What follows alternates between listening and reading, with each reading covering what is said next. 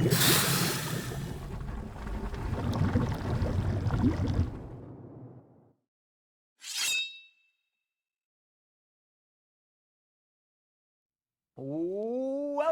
to Dwarven Forge Live. Wow, you're really pale. Yeah, I am. This is On the Anvil episode something or other. This is the show where we take you behind the scenes here at Dwarven Forge. We show you what we're working on. We show you some of the challenges we're facing, and we give you a glimpse of the future. This is the show where we spend the next couple of hours hanging out with some friends, enjoying frosty beverages, talking tabletop. I got water. Yeah, this is the show we never have any technical difficulties. We're totally prepared for because we haven't streamed in a month or whatever it's been. Welcome back. Hey, It's been like a month and a half, I think. Woo! A lot happened. I mean, we went to Adepticon, and then we took the week after Adepticon off, and then I got very sick, and then you went on spring break. Woo! It's just a string of Wednesdays where there was a reason we couldn't go. But we're back, and boy, a lot's happened since last time we've been on the internet. Yeah. It's a very normal time for the gaming industry. Totally nothing to talk about, so I don't know. We'll just have to wing it tonight. My camera control software is just not opening, so I cannot give you more color right now.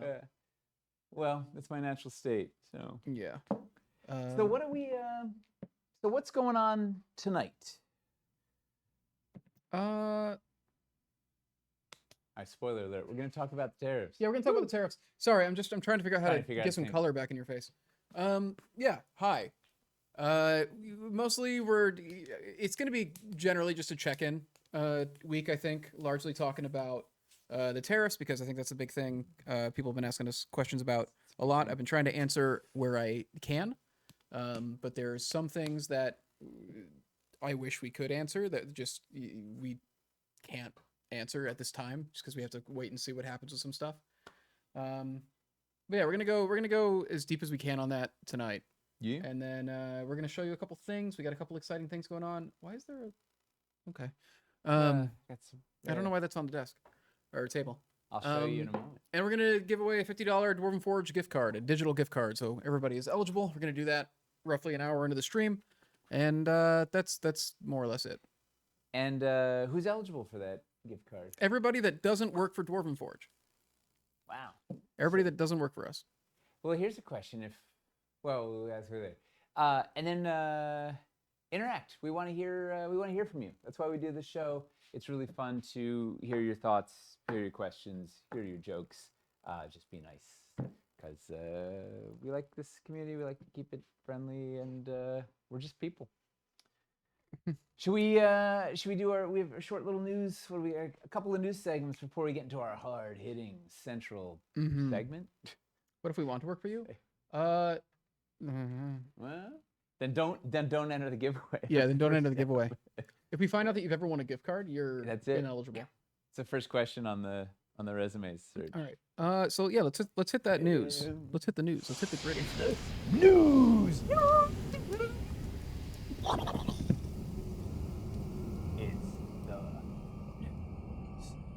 I love the kind of Donald Duck sound effect you did in there. I've been out of practice for a week, month, or whatever, a year. What's in the news, Chris? A couple big things. First off, hey, Starforge container has cleared customs. It has gotten through the port. We have paid all our customs. It is on the way to the warehouse. And this is shocking, because we thought we had at least a few more weeks. It's amazing. Right? Well, we've been trying this new thing where we try to give conservative estimates instead of super optimistic estimates, and it looks like we might actually ship a little sooner than we thought we were going to ship. Most likely, I would be surprised if we didn't ship by the end of May at this point. What Kip says, we just zoom through at lightning speed because there's nothing else in the docks. Not wrong, maybe. Yeah, that's fair. The ports are pretty empty currently. Tumbleweeds. Yeah. So hey, we're gonna be putting out an update soon, and probably another update in a couple weeks. Like once we know for sure when we're gonna start shipping, because it's got to get to the warehouse. They have to unload it, inventory everything, make sure it's all there, make sure it's all working the way it's supposed to. Eric's got to go inspect the stuff. Like we have Yeah. a few steps, but we could be in the next 2 or 3 weeks should start shipping, hopefully, if all goes Mhm. well. That's amazing. Woo! Turning your camera off and turning it back on to see if that helps. Nope. Man, yeah, the Something's- camera software is not loading. Yeah, this is the raw image. Yeah. But not even like, it doesn't even look like real life. I'll try and touch it up Yeah. a little bit. It looks like you died. It looks like this a is little bit. I memoriam. died a little inside. Yeah. Let me see if Yeah. I can just do some of this in post. Space Forge, Star Forge only for backers right now. Yes, that's the tail end. The It's kind of so getting we into the got a tariff lot stuff. of luck, right? We got this thing came out early. You want to hear the dark side of the other side of the coin is that so we were racing to get the container out to try and beat the tariffs, and for the most part we did.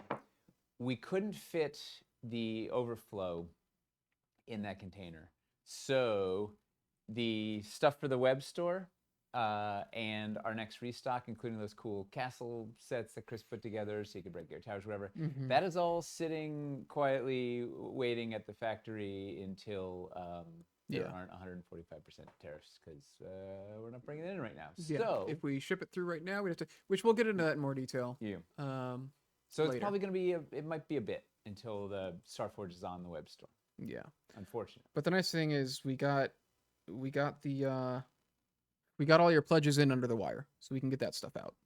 Yeah. So I mean that's the thing. I feel like it's yet another reason to back the campaigns because you get your stuff first. I don't know that we could have guaranteed. We were a week Hey, away. you got color. We were a week away from like I did it in post a little bit. We were a week away from that not making a difference. So I don't know. No, I but don't know if I would- people are going to get their stuff, and then if you didn't back the campaign, you're gonna have to wait even longer. Yeah. I still just I don't know. It was just dumb luck. Yeah. But, yeah. Yeah. So that's happening. What are the big things? We're going to the UK Games Expo. More specifically, Nate and Mace are going to the UK Games Expo. And there's so- gonna be two special guests in the booth. I think both of which are here tonight. So you might get a chance to meet Rabbit and or Finley in the flesh if you come to UK Games Expo. So you guys can't join the giveaway because you're gonna work for us. No, you're not employees, so I think you'll be okay. You're freelance contractors.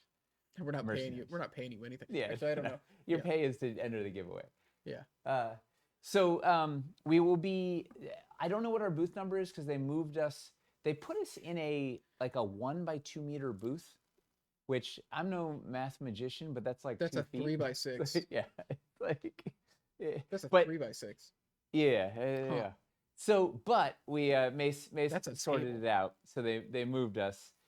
We are now on the butt end of Paizo, where Didn't they just change? Didn't they just do that last year too? Wasn't there like a last Yeah, minute- we had a booth kerfuffle last year.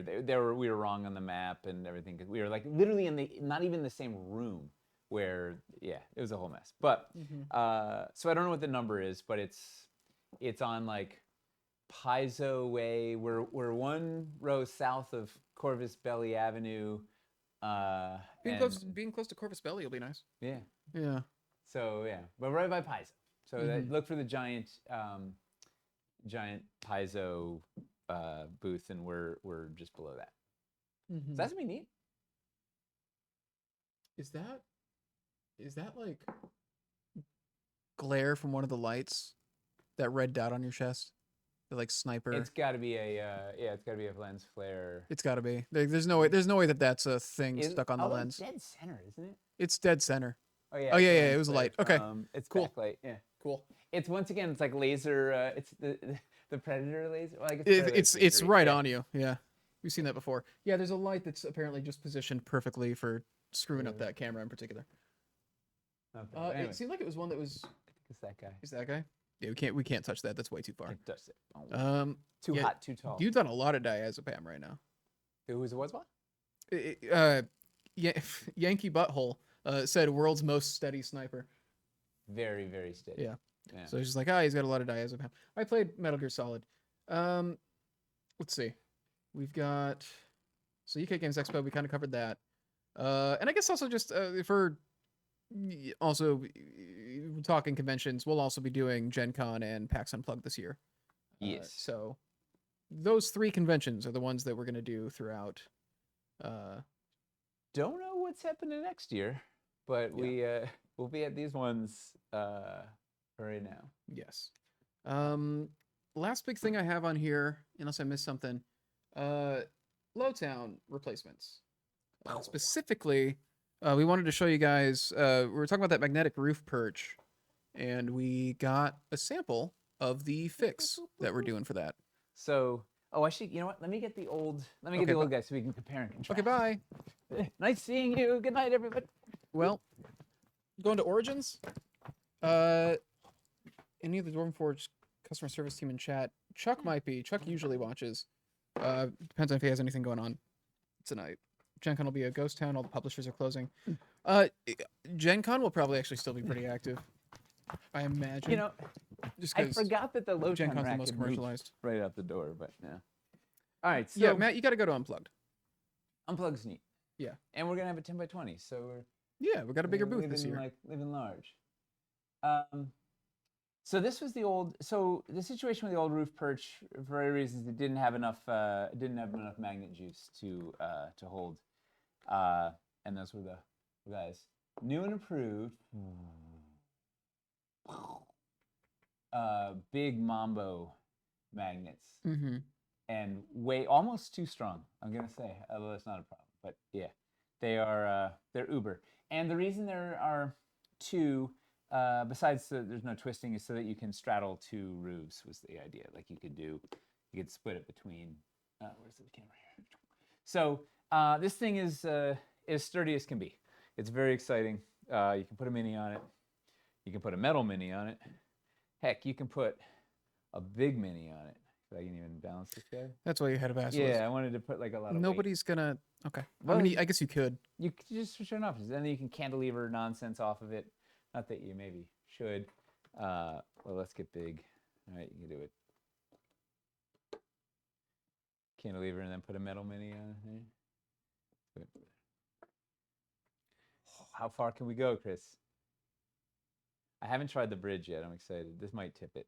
Oh, whoa! Yeah. It's tipping the roof before it rips it off the. All right. Yeah. So way stronger now, basically. Yeah. Now it does what it's supposed to do. So we are going to. These are in the midst of being. Holy moly! That holds too. Look at that. It's under the. Right. It's not touching the thing. That's Can I put a? Wow, that holds. How thick are those magnets? Seem like more than 3 millimeters. Are they the same thickness? I don't know. They're embedded. I think they're diameter-wise, they're over a centimeter. Yeah, they're definitely. They're no joke. They're definitely wider. I think they're the same thickness as the other magnets, though. Maybe the depth. Yeah. Yeah, but they're stronger. They're like N50s or something instead of N35s, and yeah, they're serious. So this will do what it's supposed to do. Be a supporting piece. We have a.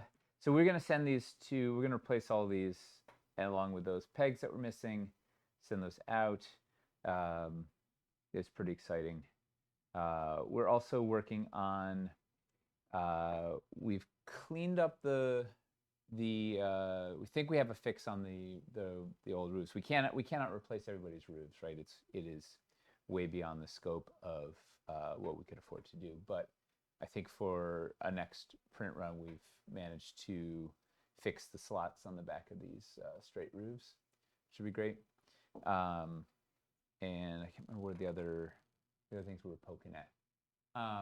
You don't have to send us the old ones, I don't think. No. Yeah. No, it's auto. We get it all cooking. You know it's gonna be a real bummer. What's up? The tariffs on these damn things. Like we have to pay. Yeah. Like it already is an expensive fix, and then we're gonna have to pay another 145% on top for these. Well, we'll see if it's still in place when we ship them. Do we have an ETA on? I don't know. I forgot to ask Tyler before we went on where we're at with these, but I think they should be done imminently and en route, because we got this before I went on break. I think we even got this right before we went to Adepticon. So when that was almost a month ago, right? Yeah. So I bet production's done now we'll have shipping. Just gotta figure out what we're doing with shipping. Yeah. Yeah. Well, that's a whole thing to figure out. Yeah. So probably soon, but what's everyone doing about the straight roofs? So the biggest thing is just if you can get it in the first time, just leave them in for a while. I use pliers to jam them in. Once I put one set in, and then I jam the two together, two straights, and just let them sit. And a day later, they should be okay. Another thing I've seen, flathead screwdriver. Put that in, and then just kind of wiggle it around to free it up. Because really, if you can just get a biscuit in there the first time, leave it there for a while, and leave it in there for a while. And once you get it in the first time, if you leave it in for a week, it should then be good. Yeah. You can also do the hot water trick or use a hairdryer to heat it up. Yeah. Yep. One way or other, once you get one in, let it sit and it'll work like a charm. So that's exciting.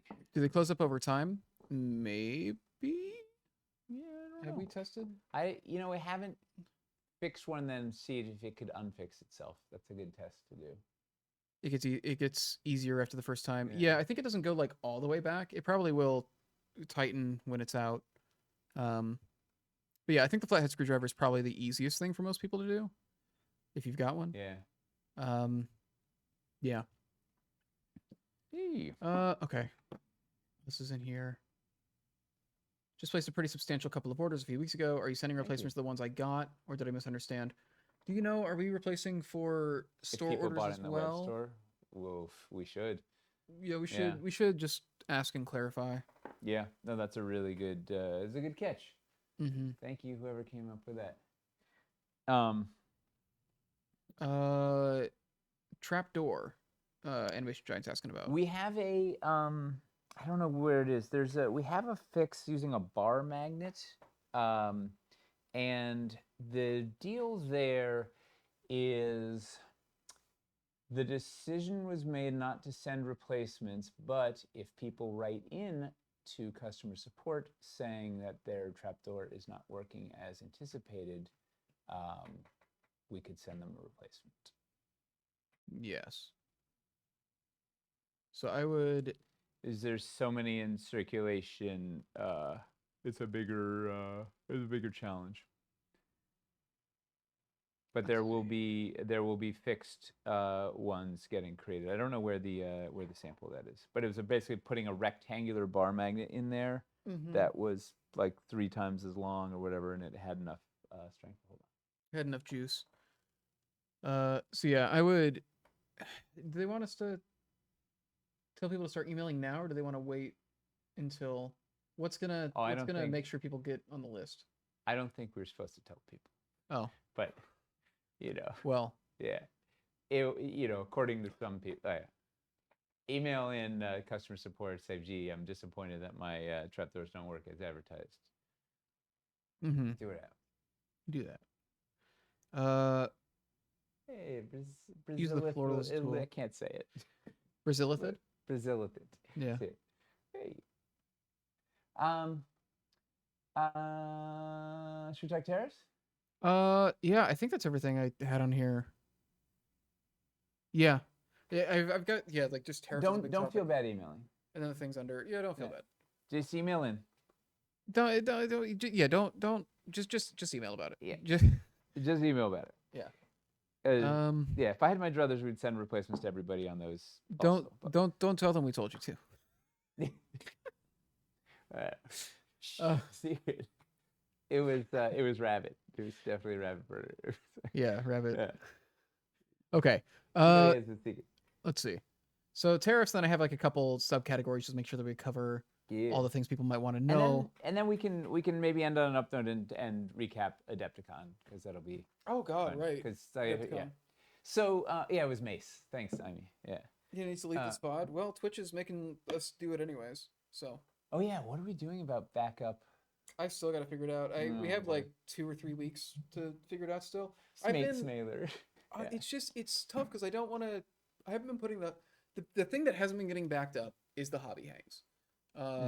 because I was trying to have the more substantial streams on YouTube because those were people, the hobby things were getting as many views, and I'm like, well, they can live on Twitch, and then it's not making the site harder to making the page harder to navigate. But now with this, it's like, okay, well, we can't just host them on Twitch.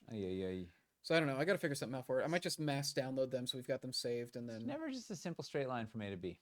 no. The problem is it's at least mass download them so we have them, even if you don't have time to get them up of it. somewhere, so that we don't lose them. It's such a pain. I can't believe they are doing this. I mean, I get it. It's a money thing, but still, it's a pain. You go for years with something working this way, and like the culture develops around things working this way, and then you change your mind, and it you sound like you're talking about tariffs.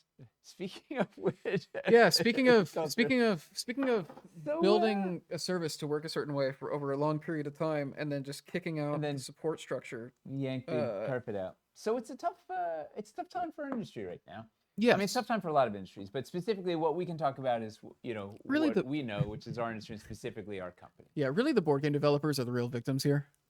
I think that's forget the hospital. Yeah, our industry, forget automotive. We're probably electronics. I think we're definitely getting hit the hardest out of everybody.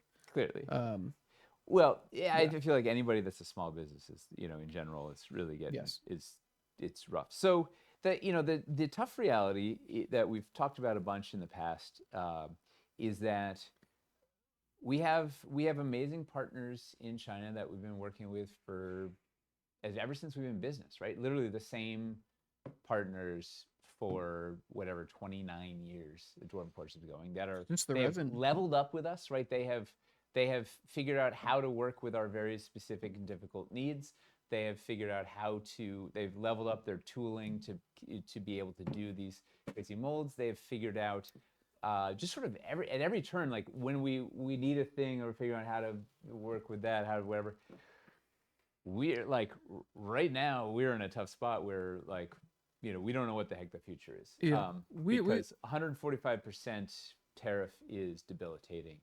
We can walk through some math. It's essentially an embargo. Yeah, that was such a good description of it, Chris. It is at that level. It is basically it is not feasible to do business here. The issue is, and there's nowhere else that has this capability, our specific capabilities, stateside. Yeah. Right. Much less the climate and the humidity. And yes, you could build some giant climate-controlled factory or whatever, but the trade of the analog tooling is a thing. Like, nobody has that skill. We gave that away 50 years ago and didn't look back, and nobody, it's a lost art, right? The apprentices have not passed it down, and it's gone. And the molds that we do are bonkers, right? These multi-part sliding molds that have to intricately hand tooled to make it it is, it is a thing. There isn't anywhere else that we can currently do this the way we do it.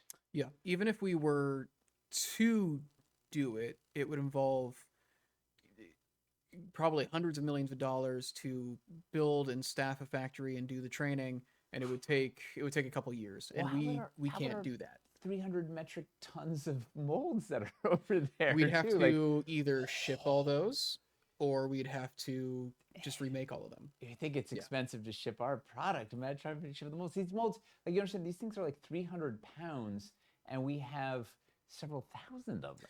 Yeah, and then Court Jester brings up another point too. Even if we built the factory here, all the parts for that factory would come from China. Yes. So and the training would also have to come from China because they don't know how to do much less. Here's the other thing is we do these incredibly short, normally when people do injection molding, it's the amount of time to set up the mold and the whole thing. It's a big sunk cost to set the mold up. And so when they do, most factories want to run, 1 million of the thing, 1 million shots, because it takes it takes a day to set it up, a day to break it down, and then they can run 1 million shots for a month and then go to the next thing, whatever. We're like, how about we do 10,000? How about we do 2,000? Right? We are doing these short runs, which are wildly inefficient. But we have a wonderful relationship with this casting factory. We've been doing it for a long time. We're something like 75% of their business now. They're willing to do these short runs because we feed them so much consistent business and whatever. We have a rhythm. Like, I don't think anybody here would do it. Like, it's, it's insanity. Yeah, not to mention, and then Commerce even is bringing up the painting prices. Painting prices would go way up Oh, if we did it here. well, Just because, here, you want an example? Not to throw them under the bus, but do you remember the Architects of Destruction? yes, I Right? think somebody else brought them up in like a They minute ago in they chat. they endeavored to do something domestically. They Yes. still haven't delivered all of their stuff from that campaign. That was how Yeah. many years ago? 5 years ago? Whatever. They've been learning a lot. They've been trying to figure out tooling, whatever. And they're not working in PVC. They're working in ABS. Like PVC is even harder. Like, it's been a hell of an uphill battle for them, and much less price. They've totally lost their shirt, I think, on it. It's rough. Yeah, it turns out supply chains and everything have developed in a way where it's like, what is the most efficient way to do all this? Yeah. And that's why production on certain things is done in certain places. Yeah. And to change all of that just takes a lot of time and takes a lot of capital, and we are not big enough to lead the charge on that. Well, So- and we don't have the war chest to do that. Yeah. And also we don't have like a whole bunch of time to just like, let's take 2 years off to like, Yeah. remove our whole thing, whatever, and stuff. So let's look at, I wanted to do some thought math, like just to sort of walk through. It's going to be back in the envelope, sort of made up, but give you an idea, guys, idea of what happened. So let's take Starforge as a case study. So we made Starforge was like 1.2. What was it? 1 point something. We made $1 million or so, around $1 million, right? But let's for the sake of this, let's round it down, like after GameFound things, whatever. Let's say we made $1 million on Starforge. Yay, we did it! Starforge, awesome. So then breaking that out, like it's roughly that turns into, okay, $250,000 of development, $250,000 of manufacturing, and $250,000 of shipping, handling, logistics, fulfillment, all that, whatever, and then $250,000 of profit, right? We did it, awesome. So then we get out, and that's so 9 months later we get that stuff made. We put that $250,000 of merchandise in that container. We couldn't get forget about the other container check. We got all your stuff in the container. Boom, hits the water, gets here, and we snuck in. We got just the 20% tariff. Awesome. So that means when that $250K of merchandise arrives, that becomes what, 50K? 50K. 50K we owe. Okay, so now our profit went from 250 to 200, but like, okay, we can live with that, but it's like, not ideal also because it takes us 2 years to do the thing or whatever, but okay, we can live with it, get through. But one of the reasons we do these campaigns is because we've then paid for the molds, we've done stuff, so we can do another production run and make more stuff and sell, and that's much more profitable for us because we've already paid all those upfront costs, like that, all that development costs, that tooling, all that stuff's paid. So what we'll usually do when we're doing the run is we run an extra like 20% to sell in the web store, because then that becomes pure profit. It's like, okay, we'll pay a little more to run some extra, but because we're already setting all this stuff up, economy of scale helps us, right? We get some stuff, sell it. Of course, that's the stuff that is that's stuck in China right now because we didn't want to ship it. So, but let's say we say, you know what, we need the money. We're going to put that on the water tomorrow. And let's say we put let's say it was 100K of extra product that's in there in that container, and we're like, awesome, but that's going to be all gravy because we paid for everything else is paid for. Great. So that comes over, it hits the port. What are we in for? 145K now that we owe on that, plus the 100 that we already put up front for something that we're going to essentially we'll sell for 400K. So now we're down 245K on a thing that's going to take, Starforge isn't going to be a fast seller, right? So maybe a year and a half that sells or something. So maybe we can make 160K in 2 years. Yeah, that's what's really rough. That's not great.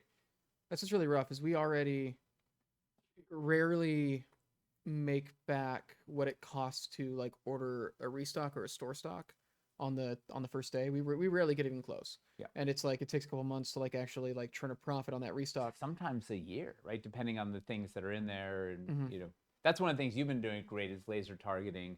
What the heck are people going to buy? So we Trying to get just something out. in there where it's like this is good, like just getting a couple sets where it's like we're gonna move a ton of these, so we at least get closer to breaking even on the restocks. But then you know we're banking on over the next couple months that thing making its money back. And we've tied up that But- capital until that stuff sells, right? Yeah. Like we're sitting, you know. And if it's getting negative. tariffed and Yeah. we don't increase our prices to match that, then we're getting punished more and more based on how much of that stuff doesn't sell out right away. Yes. Oh, So we'll it's- talk about price increases. Yeah. Yeah. All right, so then let's do some made up math on. I call it made up math because it's just back of the envelope, right? We're Yeah. just right. Dungeons Reforged, right? So that was 2.3 or whatever. Like we'll say after GameFound's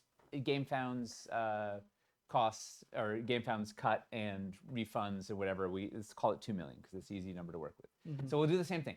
So 2 million, great. So we're gonna make 500K of product. We've got 500K in development, 500K in shipping, handling, fulfillment, etc. And what I missed, 500K in profit. Woohoo! We did. And you know what? Because economy of scale, that was bigger, a little better economy of scale. Let's give ourselves a little more. Let's say, and we didn't have to tool. We actually tooled less pieces for Dungeons Reforged than we did for Starforge. Yeah. So like, let's give ourselves a benefit. Let's say we had a little less on the development or tooling costs, whatever. So let's say we'll give ourselves 700K profit instead of 500. Like we're feeling great. Like that's a big success. We did it. Awesome, great shape. So we put that 500K on a boat. We send it on over, and it hits the port. What are we at there? We owe 500K tip by 145. It'll be like just under 720K or Yeah. something, right? So all right, so now we owe $720,000 when they get to port. What was our profit? 700. All right, so now we're at negative. Now we're at negative 20K. Yeah. But here's the good news, Chris. We're gonna run. You know what? Dungeons are popular, so we're gonna run let's run 250K of extra as we're doing that production run. We'll run 250K extra and have that in the boat because that's gonna that'll sell pretty quick. We probably sell that in a year. Right. So all right, we got another 250K in there. That hits the port. What are we at now? That's we're gonna get tariff like 360, 360. 360 because Right? 375 would be it's around 360 I think. All right, so now so we paid another 250 to make that stuff, and then we have to pay 360 front. So now we're down 610K to try and sell, and that 250 we could say sell for $1 million over the course of a year, but we'd have to pay 600K to try and make $1 million in a year for the credit. So that's like, I don't know if anybody has any businesses, but that's not like those aren't great numbers. It's not a survivable. It'd be one thing if we just when it comes to like restocks and And stuff. then we're tied up. We can't get another goddamn restock because we had to spend 600K just to get that one that we already thought we'd paid. Yeah. So then we can't. Then we have to sit on the stock. So there's nothing else new to get in the store, and we need that money to start the next. Yeah. The reality is when you consider that the tariff is on the production cost of the goods. That means that with it being at 145%, it is costing us over twice as much to make the stuff to sell it in the first place. Unless we don't bring it into the US, but then we have to set up and establish. And so here's the thing with Well, it has to get to the US at some point. if we're selling it to a US customer. But the thing I want to bring up actually, so there's been a lot of like, well, why don't you just put it in a warehouse in Canada or the EU or something? The issue with moving to a new warehouse is just how many sets we need to have there. We would need to produce like just the fact that we have hundreds of sets. Well, we'd have to stock all the core sets, all the whatever. Like We would need to produce enough stuff to actually stock all it. Like the stock that we have in our warehouse here currently was built up over years. And let's say we're not selling it to the US because we don't want to do it. Yeah. What do you think the percentage of our customers that are outside the US are? Yeah. Spoiler alert, not high, right? We're like something like 80% or 85% North America between the US, Canada, Mexico, right? So we got 15%, So we got to set up a new warehouse, stock it, whatever, and for 15% of the sales. That's And I've heard people say like, well, you'd probably sell more in the EU if you were distributing out of there, so that you wouldn't have to pay the VAT. But I think what they're not realizing is we would have to pay the VAT to get it in there, and so what would happen is just the price would just go up.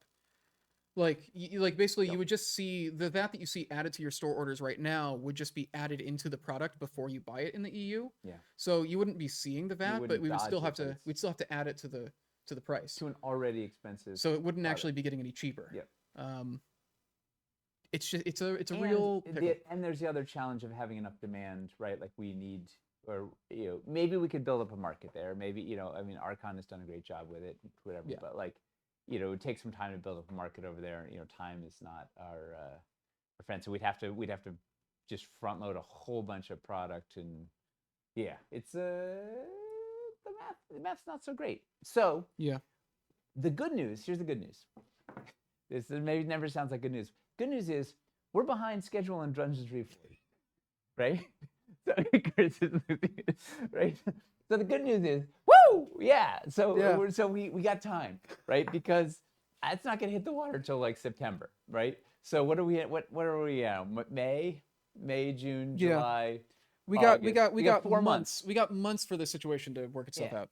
So Because we don't. So the great news is we are behind. We got 4 months before we need to put Dungeons Reforged on the water, and hopefully this will settle down before then. But what I'm scared, here's like what some other people are doing right now is not shipping, right? Like the the Brandon Sanderson Cosmere that's what we're doing. game, and the Right, and, Cosmere was supposed to.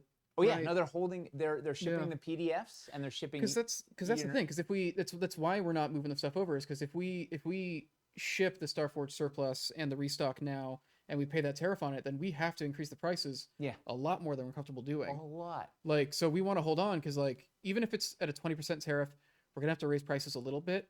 We would rather make a small adjustment than a huge adjustment that we then have to try and navigate rolling back in the future. Maybe. How does it even? Yeah. Because like our prices are already it's $100. If Tyler was doing the math the other day, like $100 set becomes $140 set if we have to bake in the 145% tariff. Yeah. Right, and that gets even worse as you get bigger. Like it's, Yes. or I mean, I guess we get subsidized down or whatever. But like, it's just not an already expensive product. Like that's a huge price increase for us. Yeah, and that's the thing. And if we did it linearly, where we were just kind of where all we added to it was like the linear, like actual dollar amount that is being added to it, instead of making it proportionate, then that means we're getting hit harder the more of that stock we don't sell. Yeah. Quickly. Yeah. Well, and here's the other Yeah. crazy thing about price increase. Like, well, beyond the fact that people may have less money to spend anyway because the price of everything is going up, or they're losing their jobs, or economic situation aside, like let's just say it's still blue skies. Our prices. If we raise our prices significantly, like how many people do you think we're going to lose because they're already complaining about the price? Like it goes up that much. Also, here's the other factor.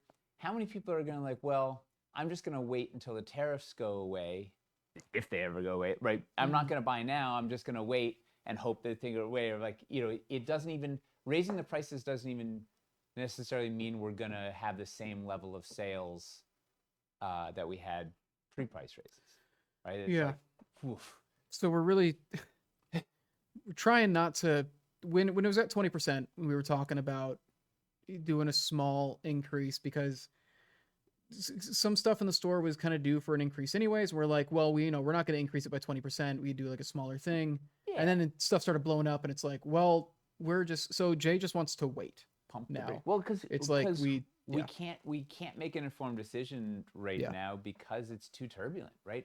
Who the heck knows?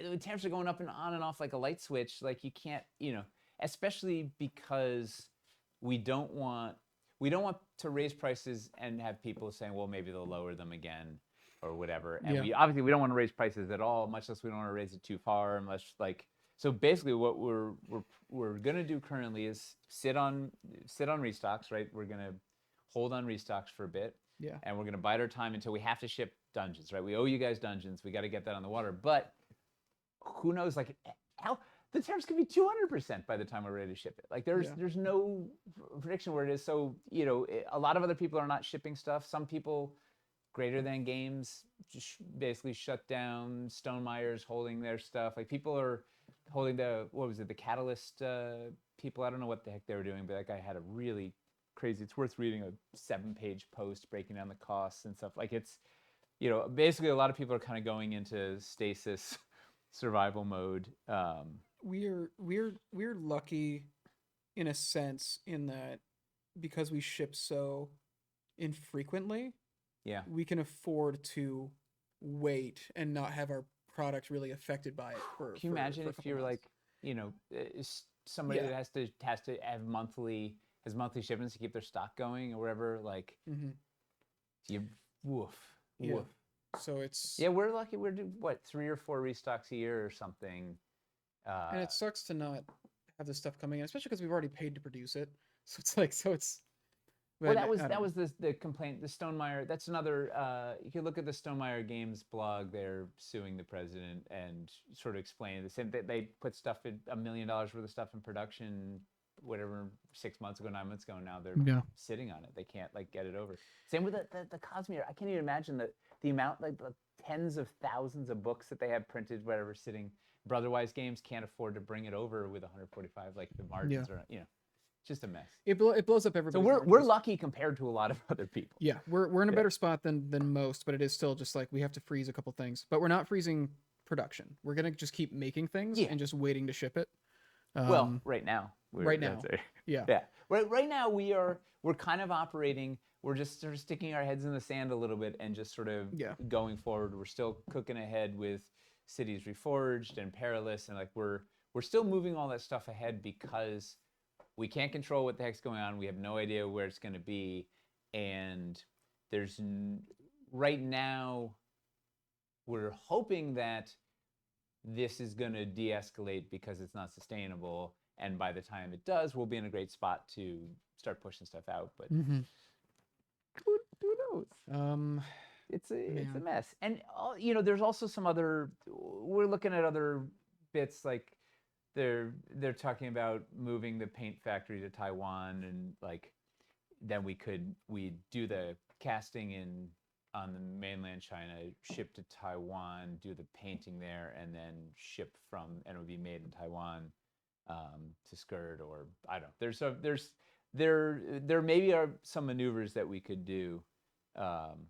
But once again, it's going to take time. It's going to be cost. It's going to disrupt the whole.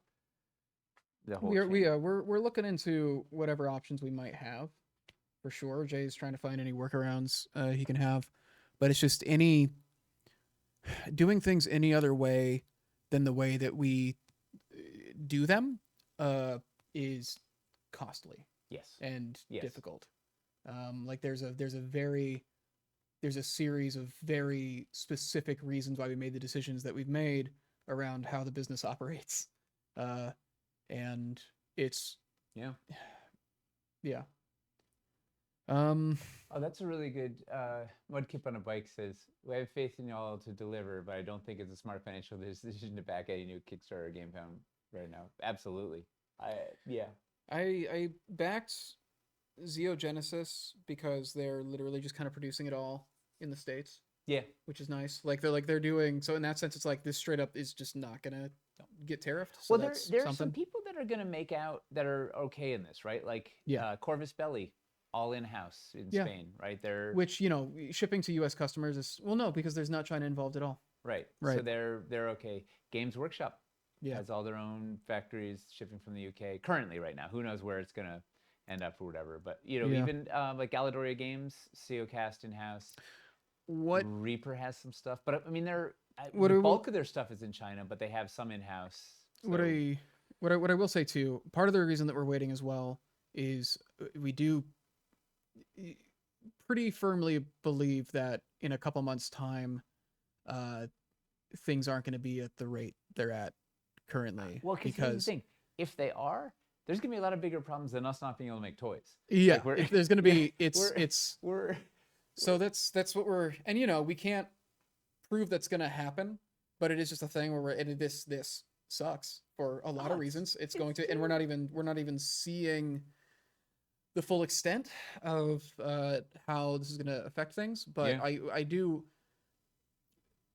If this is still, even in a month's time, if this is still the rate that we're at, I'm going to be just astounded. Yeah. So Well, it's just kind of waiting for this to break down. affects every bit. Like Yeah. everything is made in China. One of the guys I play Warhammer with works in a hospital and is like, he's like, Yeah. you wouldn't have no idea how much, like, just the rubber goods, like the IV tubes, the gloves, Yeah. like everything you need for any basic procedure, all made in China. He's like, we're gonna run out of stock in a month. Like we don't have like there's just like basic stuff for like important places like hospitals. Like just like we are such a small blip in all this that's going on, but it does. We are still cooking along on our stuff, but who knows? We were slated to launch Cities Reforged in July. Yeah. Who knows what that Really, even looks like? really, all we can do is just watch what's happening, Yeah. and not ship anything for as long as we can, because it's the shipping that makes this hit us. So we're just trying to do everything that we can that isn't shipping. Keep production moving forward, keep development moving forward. Thankfully, we got Starforged out during the grace period, and trying to think of, how can we keep the web store feeling fresh. We're thinking about like some new bundles we can do and stuff to try and leverage the existing stock that we have. But we'll be okay waiting for a bit. Yeah, So the good news is we're not gonna go under right now, right? Like who knows if this stays on or goes up or and there's perpetuity. Like we're gonna figure something out. We will pivot and evolve, but like right now it's just sort of the waiting game. We're in better shape than a lot of other folks in the business. Sell me some swag. We could, so here's the thing. Oh gee, where are the t-shirts? So also, this idea of like picking up kind of side. Yeah. The idea of like, oh, what if you move to 3D printing, or what if you do t-shirts and stuff? I think the main thing is, or if we did STLs, and I think the main thing is just it wouldn't produce the kind of income that we need. Well, here's the other thing. To operate. Where are the 3D printers and the resin made? Yeah. Where what if we used our two printers in the back right there that we use for prototypes? What if the resin that we need they're out of the resin we normally use. It's made in China. And it's like maybe we could sell people STLs for a bit until they run out of materials to print this stuff. And we'll sort out some options. Hopefully, like you said, hopefully in the next couple of months it'll settle down a little bit. Jeffrey, to answer your question, don't expect any new stock to hit the store for at least a couple months until the tariffs go down. Oh yeah. Like I said, we've got a restock ready, but we can't ship it. Yeah, it's got new sets in it, and we can't ship it until, we can't ship it until this stuff goes down. Yankee butthole is we can't avoid China if one part of the supply chain falls, right? Like that's the problem. Is there's so many things in the supply chain, like it's.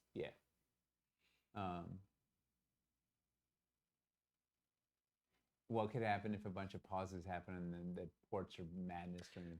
That's another thing too. Is there's like the physical boats. The containers are all stuck here. The ripple effect on that. Like we're seeing some stuff happen with shipping that happened because of the pandemic, and there's not even a pandemic this time. I mean, there's still a pandemic going on, but like it's the shipping fiasco in 2021. We're kind of starting to have some of the same stuff start shaping up, and that's gonna have ripple effects. Shipping costs are gonna turn into can we know what we would have gotten in the restock in an alternate timeline? You want to be more disappointed? Yeah. So there was gonna be 5 or I think even 6 new sets made out of castle pieces. The idea being that we were trying to restock some of the castle stuff that's been out. So we're looking at the constructed castle stuff. It's like, oh, we don't have any of the corner towers in. What would it be like to get the corner towers back? And looking at the MOQs, it's like, oh, we need to order like over $500,000 of product to restock these 3 things. And so it was basically what it was is I went in there and I'm like, okay, well, what are the common pieces that are in these corner tower sets that you can combine with watchtowers or other things to be able to make the corner towers.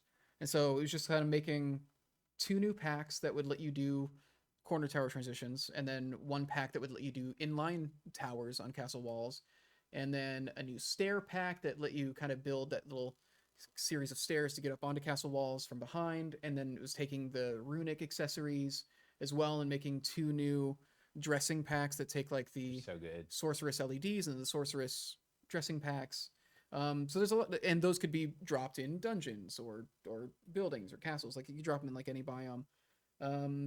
So yeah, there's those 6 new sets. They're And sitting there. just sitting there. It was gonna really, the plan is that once you had those, then we can make bundles of the watchtowers that are in stock and the basic walls that are in stock, and then you just combine them with the Have transition cool packs, and now you can corners make corner and towers. straights, and it's kind of like a core. It's like a core set approach, kind Yeah. of, especially with those stairs. Yeah. And everything. Yeah. And it was all like sub $100 packs, so they'd all be accessible. And that's just waiting there now. Plus we all were the gonna, yeah. Starforge overflow for when you get your Starforge stuff and you realize, oh man, I wish I had more catwalks or more whatever. And, Yeah.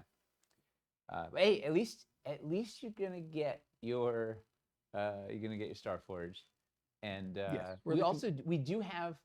There is a tiny bit of overflow. So like, if a carton was 48 of a set and we needed 40, we'll have 8 left over. Yeah. Right. So we have full cartons for a bunch of stuff. So there will be a little bit, but I don't think we're gonna put it on sale. I don't know. Who knows?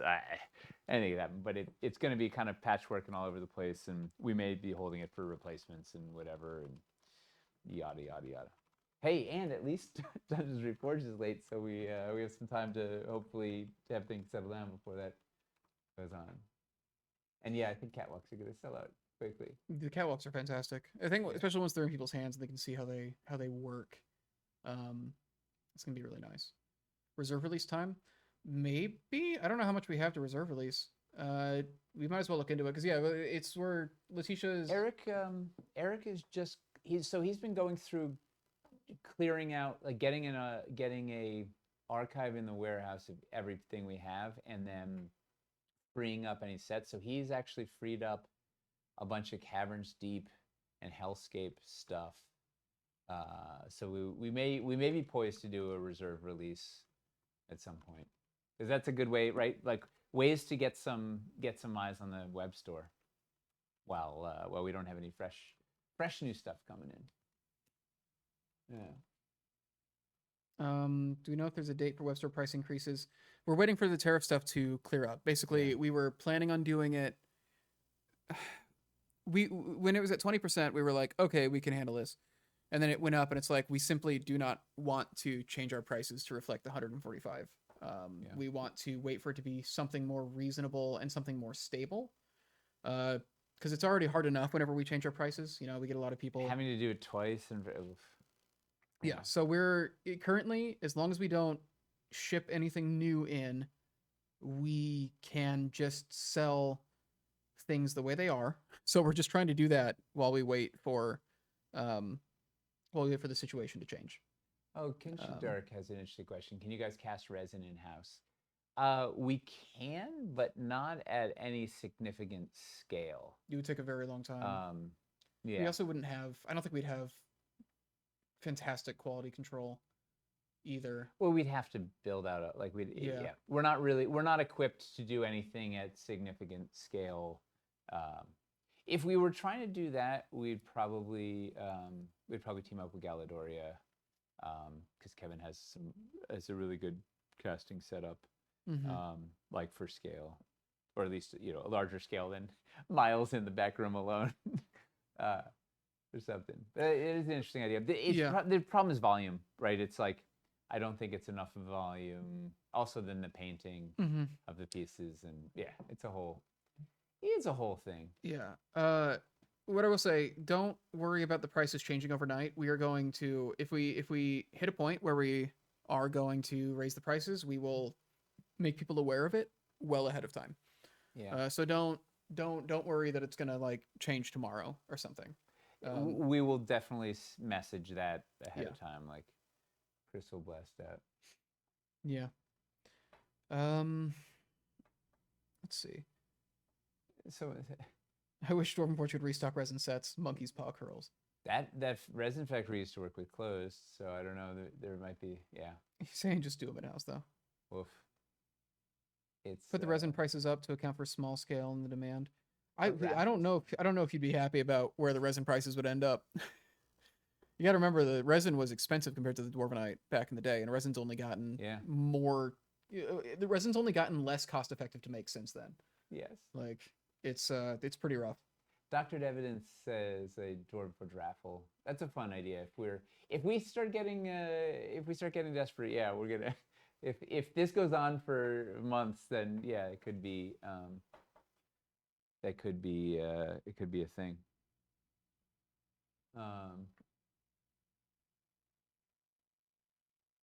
Could you ship products to a fulfillment center in the U.S.? I think he means outside the U.S. or like in the EU or something. One of my book publishers completely avoiding the tariffs by doing it because it ships products to customs from a U.S. fulfillment center. Huh. I don't know. Oh, Hidden Mana's super into crazy books. collectors books. Yeah. I don't know. Here's the thing. I think a lot of people are going to be looking for these sorts of loopholes. Yes. Which also probably might run into trouble for, there's definitely some wild potential loopholes we could try and look for and whatever, if this goes for duration. Kayamat, we get asked to like move things to the States a lot. It would take years and would be a very long process, and I don't know that there would be benefits to it. Like our prices would just go up a ton. I don't think we could move Dwarvenite production stateside, No. but we could. Maybe there's other forms of production we could do stateside. Yeah. It's like COcast or something or whatever. Yeah. But it's way beyond the scope of anything we could do currently. Yeah. Good question. Is there anything? Yeah. Anybody have any other questions that we didn't hit? Well. Yeah. We'd likely bankrupt you. Yeah. We would have to have Forge subscriptions. We'd have to be like we'd have to be like $1 billion company to even remotely consider being the kind of company that could create their own factory. Yeah. That's nuts. Yeah. And we simply do a small scale, like a COcast type thing we could do. Like that's feasible. Yeah, then the question just becomes, can we operate that? Can we do that at any scale? Because the problem is, if it's small scale, is it going to generate enough revenue is it worth to actually keep us going? And that's the thing with a lot of this stuff. Like selling merch doesn't really, like when we sold merch, like it wasn't to make a profit. It was like very insignificant money wise. We basically sold it at cost. So people could have cool t-shirts. We're just not doing it at the volume, nor like we're doing a print on demand place or whatever. So it's not even like we don't even make. If you wanted to actually make, because you can make money on merch, but we'd have to make it in such high quantity. Yeah, it'd be a thing. Why do you ship out of Connecticut? Because that is where the warehouse that Jay knew was. So that's just where our warehouse is. And it's easier to go in for inspections. Like we used to have a warehouse in Indiana and at one point in California, and it's just like it's a much easier. It's close enough for us to drive over there. Yeah, and it's also close to Jay, so Jay can go check it out. Like it's and I think they just set up a good deal with him. I think it was the main thing. Move to Texas. Yeah, other than moving to Texas, that's a great idea. People are really wanting cities reforged beans. Do what? People are really wanting cities reforged beans. Have we talked about everything we could with tariffs? Is that it? Let me bring up the thing. We talked about how it's affecting Starforged in store. We talked about how it's affecting restocks. We talked about how it's not currently affecting Dungeons Reforged. So I think that's kind of all that. Yeah. Should we talk about we should talk about a giveaway word. Oh yeah, giveaway word. What's a Surely we could all use a bean in this trying time. Everybody just wants to see stuff. Tariffs are stupid, one word. This Terrific. is waiting. Everybody's just saying tariffs. Tariff. Then a bunch of people are into it without even trying. God, everybody's just putting it in. Did we just do that? Yeah, let's just do it. Yeah. Cities re-tariffed. Oof. Cities refined. Okay. Big magnets. All right. So if you want a chance to win a $50 Dwarven Forge gift card, go ahead and type tariff in chat now. If you typed it before you heard me say this, type tariff again. Yeah. Man, and then if you'd said anything you wanted us to actually read It's before a nice now, restart. It's a refresh. yeah, get all that tariff talk out of here by just typing tariff a lot. Tariff in chat now. Get tariff these tariffs. This is potentially the dumbest saga in Yeah, the company's history. it's it's up there. At least we can wait. Okay. Arctic Wolf 1, welcome. First time chat. We've got a couple first time chatters Cool. in the stream. Well, so I think we I would learn to stop worrying and love the tariff. No one's gonna learn to love the tariff.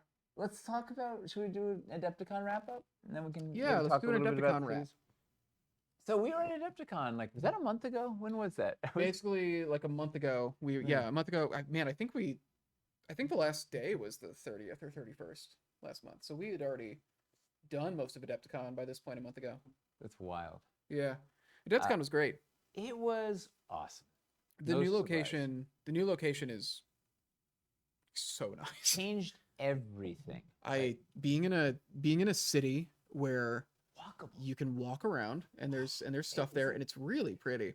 There's good people, there's good food, there's good beer, there's just good, like everything. It used to be in Schaumburg, like you were in the middle of nowhere. Well, you'd leave the And you convention couldn't center. walk. You leave the convention center, you're just in a big parking lot, and then there's just a lot of roads around you, and like Parking there was lot, roads nowhere. everywhere. Yeah. Yeah. No, it's terrible.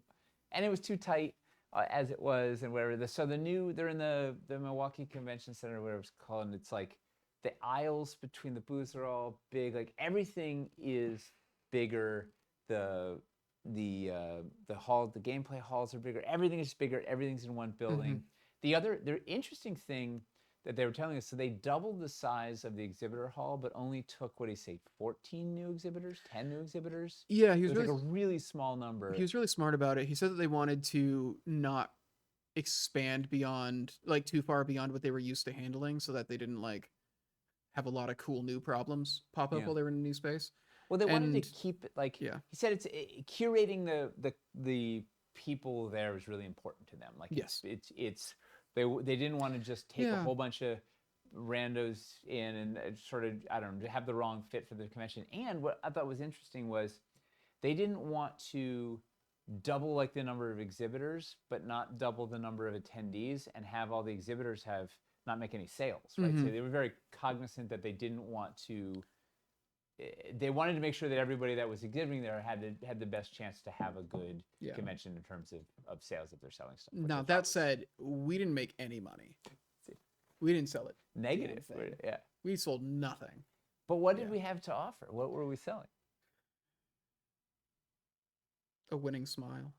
We had a lot of winning smiles. Yeah. We don't sell anything, so it's easy to not worry about sales. What was nice about Adepticon is what's always nice about Adepticon is we're talking pretty explicitly An experience. or pretty exclusively to wargamers a lot of the time. So we're just talking to people who know terrain, which makes the conversations so much easier to have.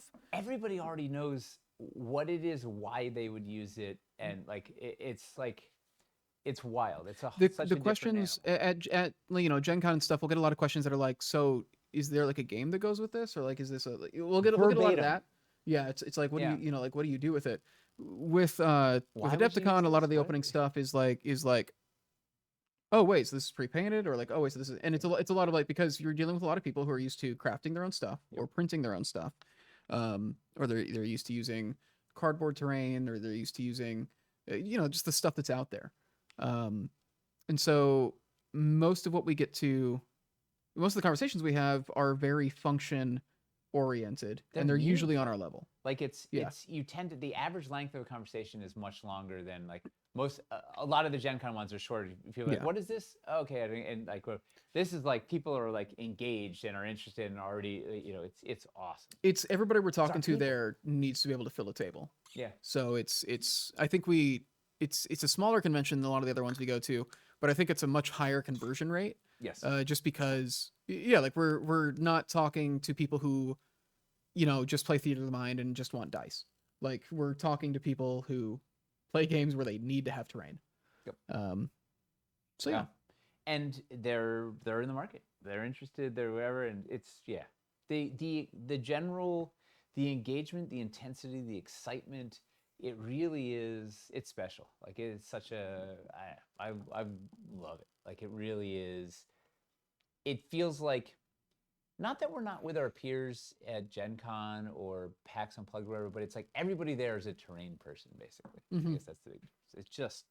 It's so good. And man, seeing all the boards that are built out, like it's so cool. From the Star Wars stuff to the 40K stuff to the AOS stuff to the small games and just the crazy dioramas and everywhere. There's so many cool builds and it's awesome. There was a Trench Crusade board where it was just like fans had brought it up. They'd made this massive, like 2 foot tall, like Skull Mountain like board that they brought over. Like it was like someone's subconscious exploded and it was all like over, like it's so cool. Yeah. But it was really it's such a neat collection of like the vendors that are there, great. Everybody playing with miniatures everywhere you look is just the coolest. The variety of games that are out there is awesome. Of course, the other highlight we didn't talk about is seeing a bunch of you guys, right? Seeing a bunch of our people out there, right? A bunch of our Dwarven army there is the best. Like really fun. Like that. It's nice no matter where we go, we've got some familiar, or maybe not familiar at first, but with people on the inside, right? And then you become familiar faces eventually. It was delightful. Well, the other, what else happened? What else happened in Adepticon? Man, what did happen? Doom. We had a bigger sandbox. Oh man. Yeah. You know what was cool? Because you don't need tickets to come on into the exhibit hall, there were a lot of families on Saturday in particular, like people with their kids rolling in, and then just kids in the sandbox, right? We had a bigger sandbox area, big L, 2 like 10-foot chunks of sand. So like at one point there were like 6 kids sandbox all building and whatever. So it's really neat to see families wandering and then have a place for stuff for them to do. It was fun. Yeah, that's another reason. If you're on the fence about Adepticon and you're remotely nearby, just take a trip up to Milwaukee one day while it's going, because you can just walk in. You only need a ticket if you want to take any of the painting classes or I think participate in any of the like gaming tournaments. But there are like demos or whatever you can go and you can do a demo of Malediction or Paint and Take at Reaper And I think you can do like the free play tables too. You can literally I think you can literally do free play with it. It's just any of the registered. Yeah. Like okay. Big picture, what's one of the amazing things about, which blows my mind, of Adepticon is everybody that runs Adepticon has a full-time job. This is just a fun side gig. They were trying to make a cool community thing, whatever, and they're not running it to be a for-profit endeavor, right? They obviously don't want to lose money, but it's the model isn't designed like some other conventions to just sort of make as much money as possible. Their model is designed to make it a great experience, and you feel it, right? It's just like the essence is in there, where it's really like, hey, just come and join the fun is the vibe of the place. Yeah, they just want to make enough to be able to keep it going. Is really what it is. And it was fun. Like we got to talk to them. We went to an exhibitor mixer. Which was really one of the fun. nights. Yeah, it was nice because we got to talk to him, and we got to talk about like other things that would be kind of cool to see included as part of the convention. I think a lot of it was kind of focused around a lot of people, since you don't need tickets, a lot of people were bringing their kids. And I think more so now that they're in Milwaukee and it was like an easier place to get around than when we were in Schaumburg. There were a lot of kids. A lot of kids. At this last Adepticon. A lot of people. It just better, like the people. It just had better flow of people because everything was just a little more breathing room. Just like I don't know, it was really a great upgrade, and just great show. I highly recommend. If you haven't gone, you should check it out. Also, yeah, if you're remotely interested in finding new games, Adepticon and Unplugged I think are the best conventions for that. Adepticon it is like almost all skirmish games, but there's also some role play games there. There was a board game room. Yes, so I don't know if there were board games. It's definitely it's like a smaller board game presence than it's very small. Whereas I would say that like at Unplugged it is majority board game presence. It's all, and then you'll see some RPGs. But there's a bunch of tables of D&D and Pathfinder and Starfinder and like there are those RPG rooms, and there will be like 40K boards set up and stuff as well. But there's not as much of a presence there for Unplugged. Yeah, there's a little So Unplugged has there's some war game presence, right? There's a whole stretch of boards. But on the spectrums, it's definitely like mostly war games at Adepticon, mostly board games at Unplugged. Yeah. Yeah. Well, what was neat was the even though it's super heavy war game focused at Adepticon, like the dungeon build was very popular because that overlap between people who play in dungeons and people who play war games pretty heavy overlap. It's not a circle, but it's like I find that I think war gamers are also more likely to play a variety of games. Yes. Than D&D players. I think if you just randomly pulled 100 war gamers and 100 D&D players, you'll see more gaming variety. In the war gamers. It's interesting. I feel like there's two classifications of RPG people. There's the people who only play D&D, and then there's people who are like, I want to try all these RPGs and dabble and whatever. But to your point, I feel like with war games and skirmish games, it tends to be a much broader, like people tend to just dabble in a lot. Like it's rare that you find someone's like, I only play 40K and nothing else, and that's the end.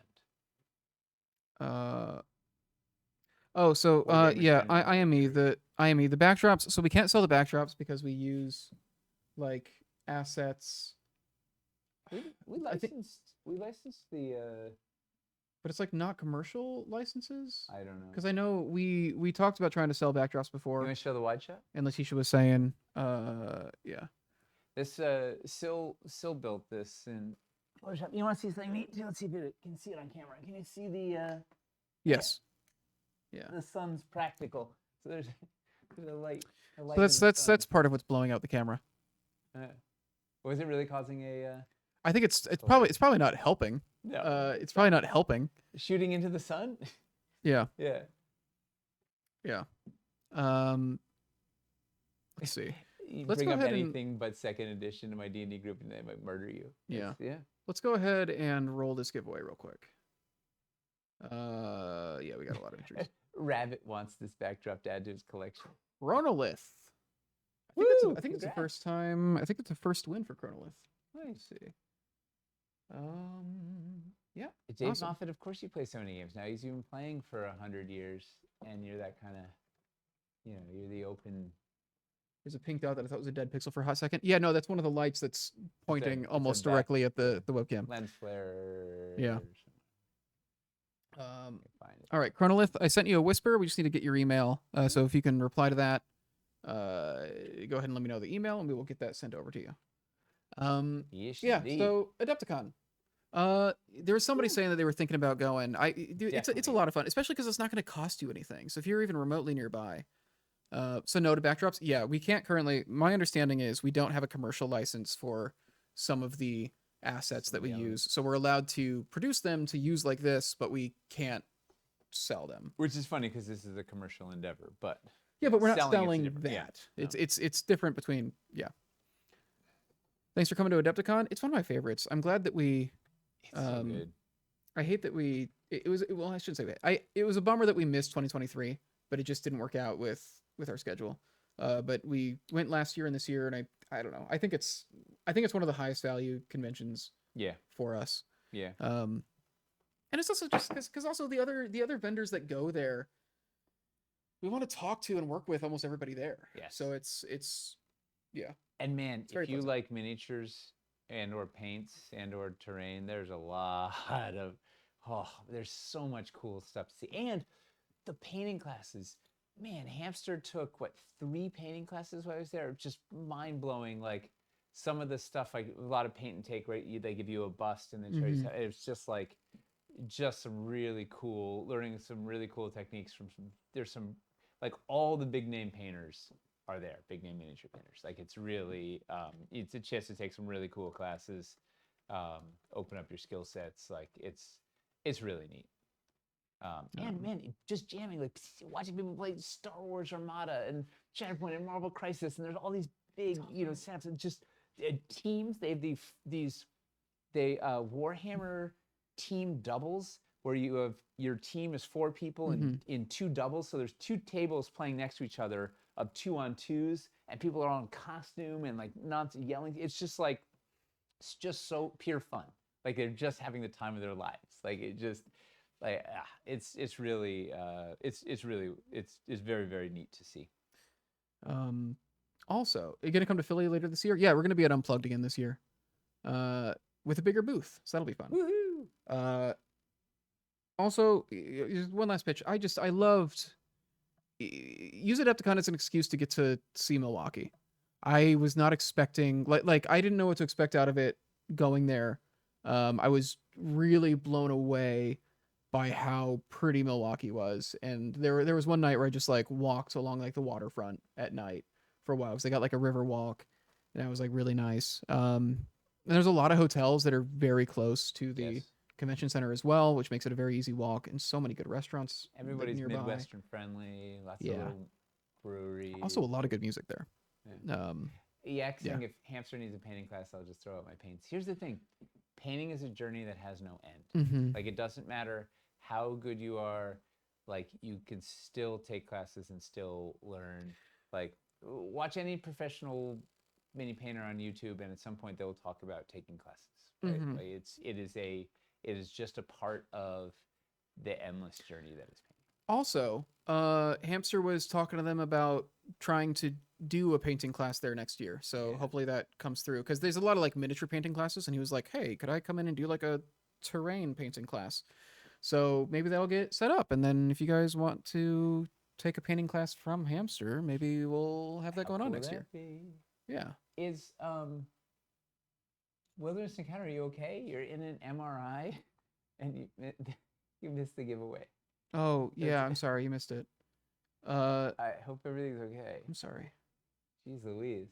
Gen Con? No, at Adepticon. Adepticon. Yeah, because Adepticon like does just a ton of painting classes. Yeah. He doesn't generally go to Gen Con because he takes a fishing trip every year when Gen Con's happening, so. Fishing. Yeah. Yeah. I paint to relax and take my mind off Manchester United. Aren't they supposed to be good? Maybe that's not his team. Oh, maybe they're dominating his team. My in-laws live in England. Manchester City is their team, not Manchester U. My painting journey very much has an end. It's painting someone else to do it for me. Hey, not everybody wants to. Some journeys start by not starting. Yeah. It's amazing. Okay. I think that's Manchester used to be good. Oh, so they're not anymore. I can't keep up with football. With European football. I can't keep up with it. Wilderness Encounter is watching from the ER. Oh. That is dedication. Well, hopefully we can take your mind off whatever is Be funnier. Be funnier. Be funnier. No bean convention yet. We haven't done any beans yet. Are we doing beans today? Do we have beans? I know a couple things we haven't shown, but I don't know if we want to show them. Yeah, let's do you know what we're gonna do? We got a little time. I'll build a little and use a couple pieces. Build a little bit. make it. Yeah, people sat through tariff talk. They deserve a few beans. You sat through our economics lesson, so We're highly qualified for this too.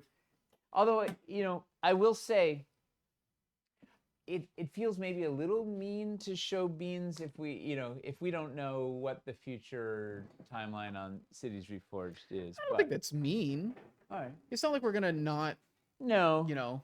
make the pieces. Well, if tariffs something stay at 145% or higher, like who knows? We'll have to heavily rethink things. Yeah, But like all intention based. I don't If think things go I back don't to think some sort of normal level, I don't we'll think make it's mean. I think it's. Doctor says I need some beans. After seeing some reliquaries artifacts, my heart can never be broken again. Oh, I should push him to, because a lot of those work in a city's setting. I should push him to make that a stretch goal and just see, like, can we? Well, it wouldn't be pushing Nate. Nate will be all for it. It's pushing Tyler and Jay, to be okay with it, to make the artifacts. Show the Ivy stuff. They've seen the Ivy, I think. I can't remember what we haven't. I think we didn't show, actually, the finished prototype of, like, the Ivy arch. Well, you can see it in photos. Ouch.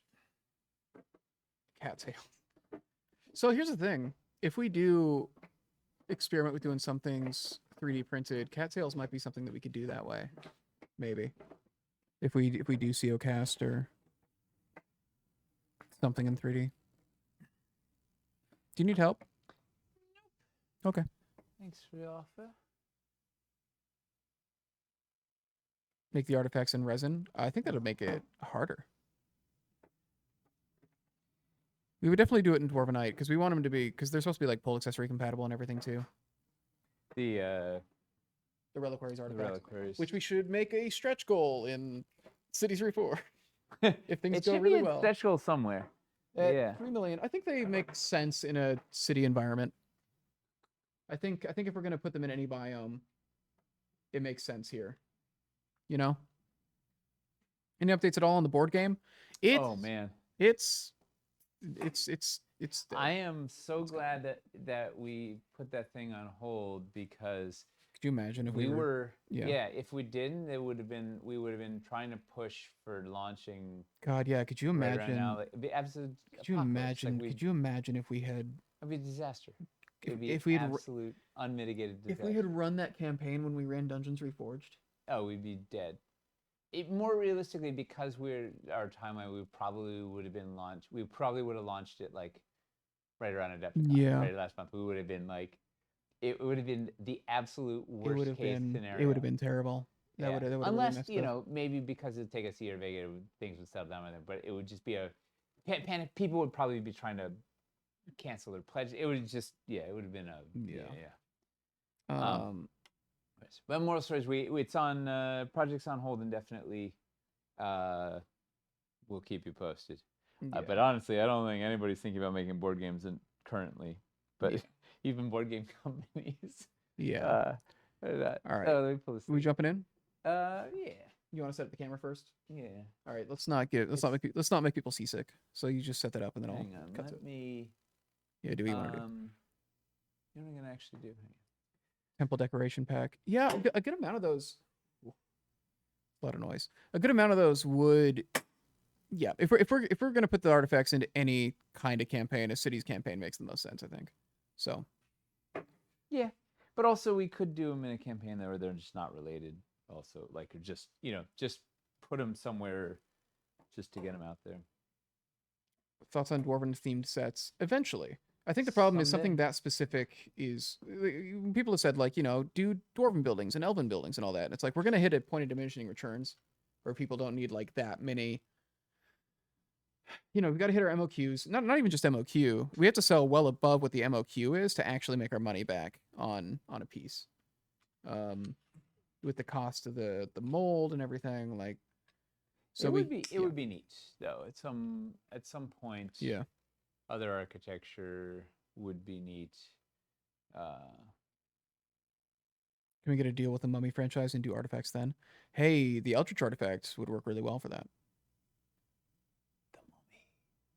The little accessory packs. Yeah, we were talking about facades being the way that we would kind of change the Yeah. like species of a set.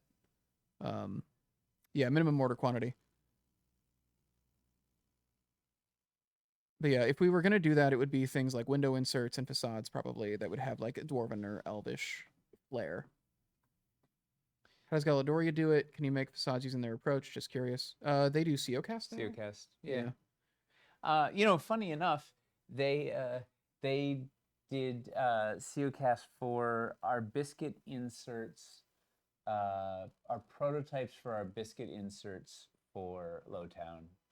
Galadoria manufactured for us Mm-hmm. in wonderful bulk. Mm-hmm. And they're pretty awesome. They would occasionally break, but they were great. For something like that, it's easier. It's more forgiving to not use Dwarvenite for stuff like that. Yeah. Yeah. The little gargoyle one would break off sometimes, but yeah, they're there are some other options. What's hard is like people love Dwarvenite, right? And we love delivering Dwarvenite. Like it really is. It's a magic material, and much less painted Dwarvenite, right? So here's the other thing: is like, maybe we could manufacture some stuff in the States, but like doing it painted at our scale and at a decent price point is challenging. Mm-hmm. Go all in on Valyrian coins. Those are also. Yeah, if you guys made in want to China. support, go buy up all the Valerian coins. Please. Yeah, clear those out. And, Please. What are we at? How many of those have we sold in 3 years? 0? I think we sell on average 2 packs of those a year. Yeah. That could be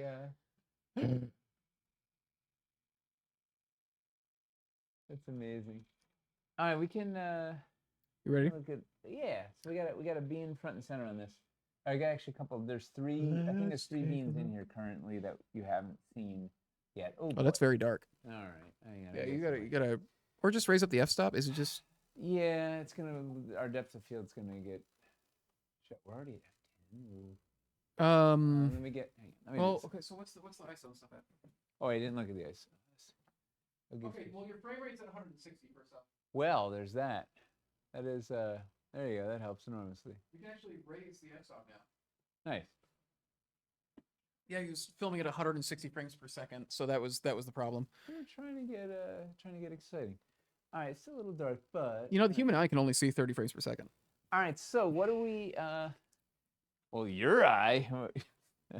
What do we see? Who can spot some beans here? Beans here. There's one very obvious one. Hey, Stay Awake Games. I'm sure people are seeing that. Which roofs were catching your eye? We have the modular roofs in dark, the modular roofs in green, thatched roof, and then we don't have the terracotta or the slate roofs in here. And I really need to put a little more light in a second. I can. I'm just like I gotta move a couple. So what do people spot? There's oh yeah, okay. Stone border. What is that fountain-like thing at the center? Too dark. It's still a little dark. We're working on it. Yeah. Guys, Everybody's just asking about what's in the middle. what's in the middle?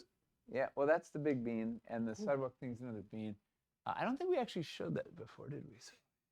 No, we didn't. I was surprised it was there. Oh, You okay? yeah. Do you have the safety cable on that? Yeah. Okay. It was this guy.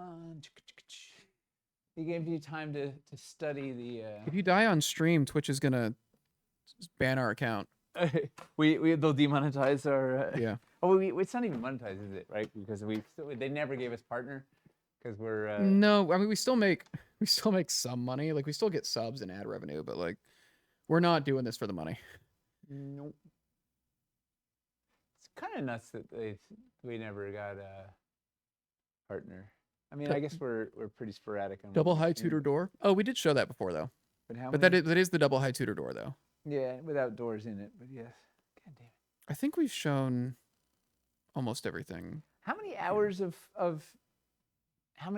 Twitch have we streamed? Like a significant We have amount. I feel. 850 archived, and I think there's some streams that aren't even archived. That's amazing, and that's That's and that's all still going not, away, baby.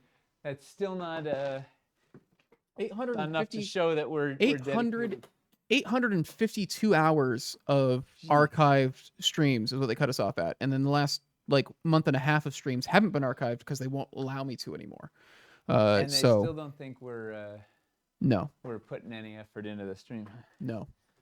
Well, I mean, we definitely started putting less effort in because they wouldn't give us partner, even though we're a little salty. Yeah. But Was the fountain on the Game Found pictures a new sculpt? I don't think so. I think on the Game Found. No, it's from Castles. But I think the it's one that Michelle did for Castles. It is a piece that has been very hard to get for a while. Bringing it back. He's coming back, baby. Yeah. You're talking about the one that's got the griffin sitting on top of it, and then the imp gargoyle statues around it. Yeah, that's old fountain. In fact,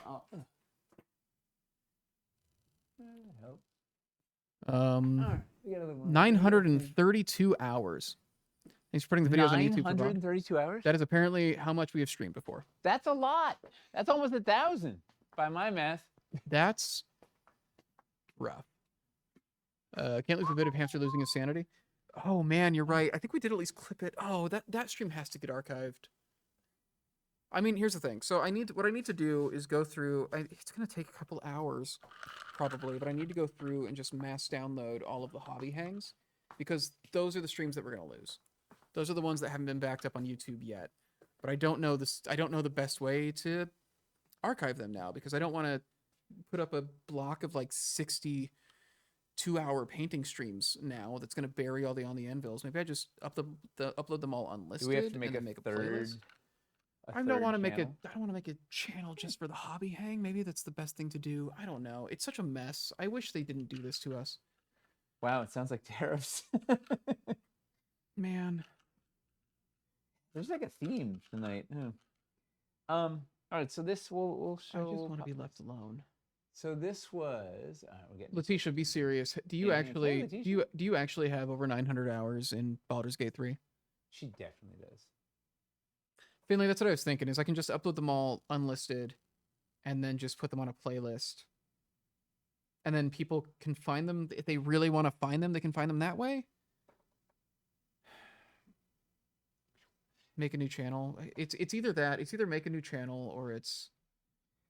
So this was a fountain that Michelle sculpted in Castles for the lighted floor, and it's awesome, right? It's clear all the way through. There's these fun clear water things through, and it's got 5 pole accessory slots in it, so you can you can bedazzle it up and give it some. You should probably actually rotate him a little bit so that he isn't his pointy boy isn't sticking out over the stairs. Oh yeah, Rotate him to go on the diagonals. Ooh, yeah, that fits better. That. Yeah, it's pointy boy. I didn't know what to call it. Yeah. I was trying not to. I was trying not to be suggestive. Okay. Pointy boy is family friendly. Yeah. Brand safety. You know, we've managed to keep 930 something hours family friendly. Have we not done anything?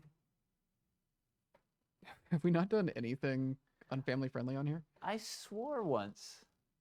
Tyler's like got a 50% batting average in terms of dropping something every time he's on. The pirate captain himself.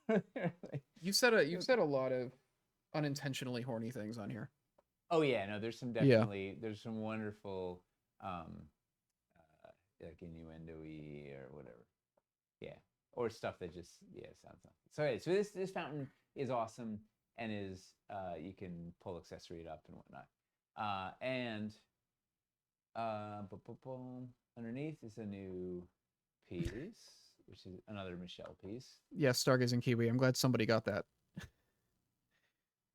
Giant bomb. Yeah. It's probably the Bowie bulge. It's a historically good gaming site that has been barely surviving the last several years, getting tossed around from corporate owner to corporate owner. But you're keeping it alive. Yeah. Well, and they just got they're a notably pretty open channel, and they just got told that they had to make everything PG-13 now, and it's like, hey man, Oof. you're gonna lose your entire audience. Like, it's just a bad idea. Yeah. Is this a new sculpt? Yes, this square boy in the middle, that's a new sculpt, and I'm sure that he's gonna go over everything that sculpt is soon. It's a pretty cool one. So this this Michelle did. This guy is gonna have 4 pole accessory holes in these circles. What's neat is the center conceptually takes in a trapdoor. This prototype is a little warped. I don't know if you can see the it's like a trapezoid. Is it Fogger compatible? Anything's Fogger compatible if you can suspend it over the Fogger and it's got a hole in it. But it's like it's a little warped, so we got some trouble going on here. But it takes it's gonna take trapdoors. Yes. Well, with a little effort, anything can take a trapdoor too, I guess. And maybe it makes a nice base for a variety of pieces, like the fountain. Also, I don't know if you can see, Michelle sculpted little handholds in there to imply like you could climb down.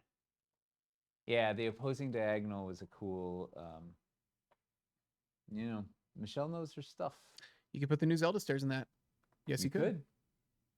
That would Would actually look really cool. You might not actually be able to. Oh, are they the small? Oh, because they have the. This circle, it doesn't have a traditional. Yeah, we have to try that. Maybe we can adjust it to be able to. We'll maybe. See. Maybe. We'll see. Don't know. It'd be nice if you could. Yeah, but the circle is important. Yeah. For reasons you'll see. Yeah. Anyway, it makes a nice base. You can build it in line. You can build it on top. It's kind of fun. All right, then.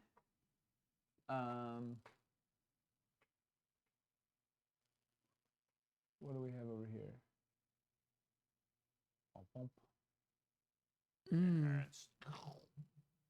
All right, back here. What's this little piece?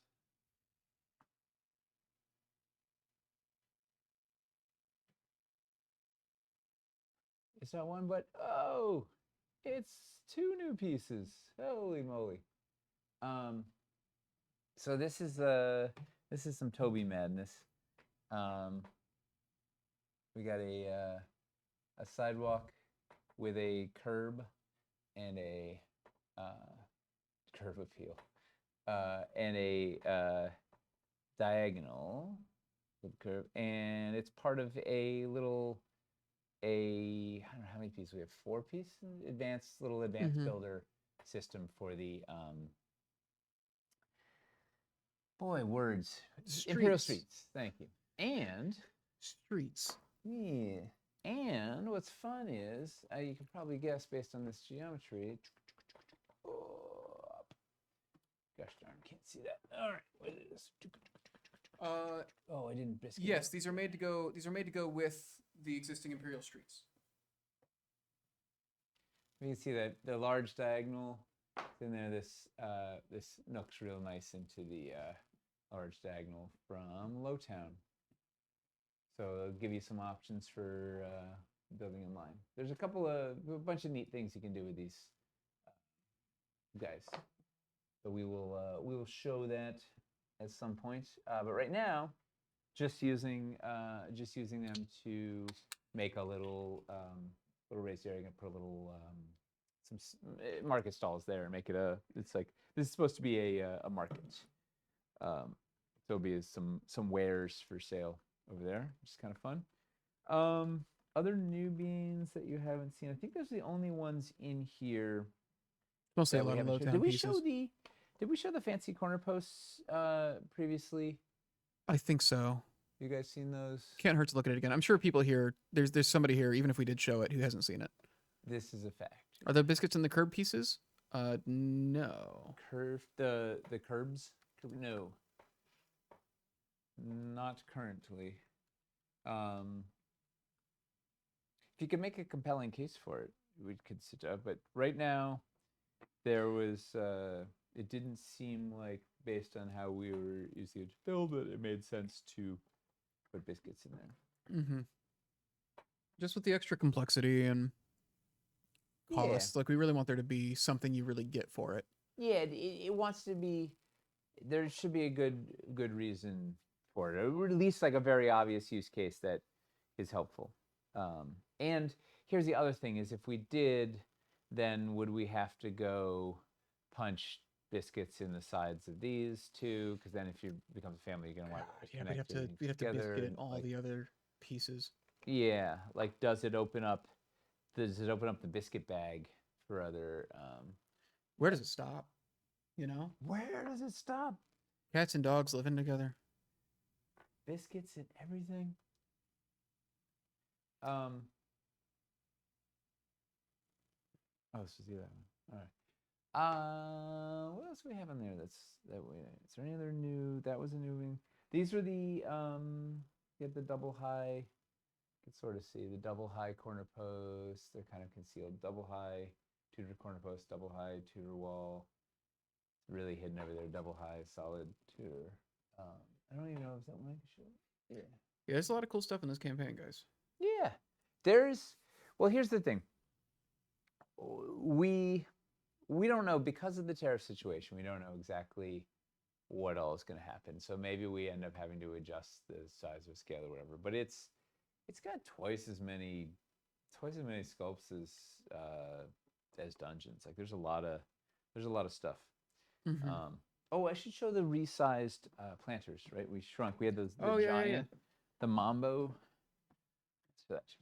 Honey, we shrunk the planters. Man, I can't believe you guys aren't like screenshotting these and put them in the Discord. You're slacking. I'm not gonna tell people about it. I really gotta make the. I gotta make the new channels in the Discord and just set up the Cities Reforged section. Okay. Oh, we'll get to that probably tomorrow.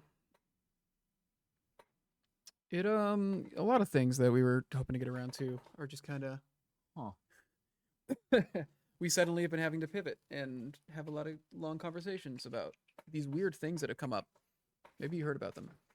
So yeah, some stuff's just going slower than we'd like. Except Maimonides, there are grass swells going in both directions. I think we've seen only one. Grass swells going in both directions.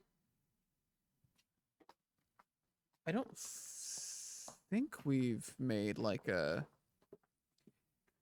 I don't know where the alternate color is. So we have, previously, we showed the oversized planter. The planter's been knocked down to size.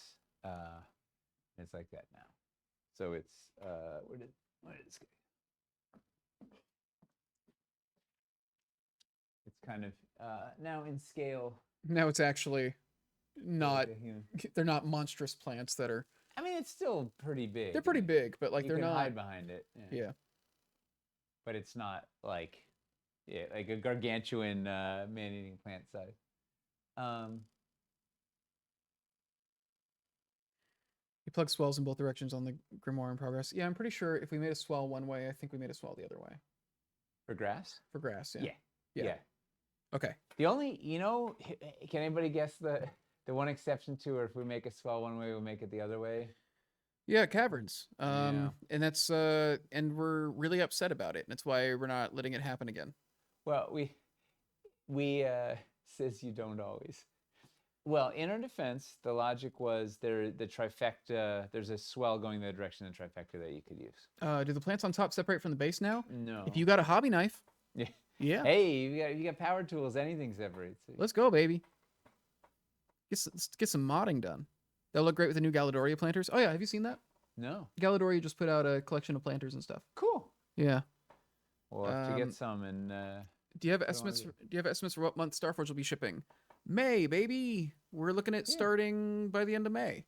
So not like all of them will, and okay. So if reception at the warehouse goes well, because the Number one. the container got through port, and we paid the customs, so it's on the way to the warehouse. And as long as it gets there, We paid our and 20% tariff. we already paid it. Tariff's already paid. We're through. As long as inventory goes well, and we're not like, we don't look at it and go like, oh, we're missing a lot of stuff we're supposed to have. As long as that's all good, we should start shipping by the end of May. Not everybody's will be out in May. It's going to take us a couple weeks to ship everything, but we're shipping a little earlier than our last prediction. We thought it was, we said maybe June. Looks like we're going to actually get to start in May. So, yeah. Assuming inspection goes well, receiving goes well, yada yada, but it should. There's right now, it looks like we're on target. Hey, what's up with these magnets? So some of the pieces aren't all covered in rat droppings or something. What? Well, we'll just clean that off. What magnets? What? It's the joke about the corroded magnets. From Lowtown. Oh. So here's the thing: those all got detected before they shipped. Is Letitia quoting ICP on? Yes. Amazing. So we have. This is going to come in two different color schemes too. Aaron's been jamming out a whole bunch, some nice variety in the plants one. All right, we got one more piece while I was in there. I found another. This is a hot new addition that is super. Oh yeah, yeah. exciting. This is new. Boop. I didn't see it till last week. So it's a little it standalone, but it can be part of the Urban Elevation family. But it's a 1x1 freestandy pole accessory base, which also then just makes a cool top cap for the 1x1 riser or any any Urban Elevation run. But it lets you just put any pole accessory anywhere in any way, which is okay. Now you have to put the artifacts in the game found. Yeah, there's a lot of good little pole accessory purchase. Yeah, it's a nice, simple, cheap way to display things. The goal was to make a good, nice, simple, cheap, useful, good high multiple piece. You know, that old saying about crows or ravens sitting on orbs. As they say. It's the classic. It ain't I don't know over why till a murder of crows sits on an orb on a plinth. Why did you make raven orbs? Why was the decision that like the ravens had to sit on orbs? Because they looked cooler that way? We could have put them on anything. Because they were channeling magical energy on the tops of the plinths. It was for the Dais of the Dead. The ravens were channeling magic energy? Yeah. Well, no, the ravens were supposed to be statues, but then we sort of painted them real. But originally they had their wings coming out, and Michelle sculpted them 3 times and wasn't happy, like just was having a hard time with the anatomy and the pose, and then ended up having collapsed them in. But they were originally going to be a statue, an orb-based statue that had like these kind of terrifying ravens coming up in all 4 corners of the Dais of the Dead, channeling the energy of the dead and whatever. And then they evolved to this, and then we realized manufacturing-wise we're going to have to make them 2 pieces. It was supposed to be 1 piece originally, and then once we had to make it in 2 pieces, it just made sense to make each a pole accessory, and so it evolved over the span. So it was just so it was very specific to the module, basically. Yeah, what was going to look cool and feel like it would be kind of graveyard-esque and like creepy. And they were going to be statues. So I guess you could just paint them as statues if you wanted to. Yeah. I like the Boyds. You can even put them on orbs. You know how much we wanted those? The Boyds. Ah, Boyds. Makes me think about the Shrine of the Silver Monkey. Yeah. If you're trying to has the Raven memorized from high school English. If you're trying to befriend some crows, just walk around a forest with some trinkets out. Yeah. Just go hand out some trinkets. You bought Dais of the Dead specifically for the Ravens and Orbs? We gotta stop doing it. Thank God we're not doing chase pieces anymore. In his defense, it also had the ossuary. Yeah, well, he's not talking about the ossuary. He said he just wanted the birds. Yeah, well, he probably secretly also wanted the ossuary. How much was Dais of the Dead? Like a couple $100 to get to get these Troglos like doesn't care. to get these like $3 birds. Troglos says must have it all. How much is Days of the Dead? We're leaving out peanuts.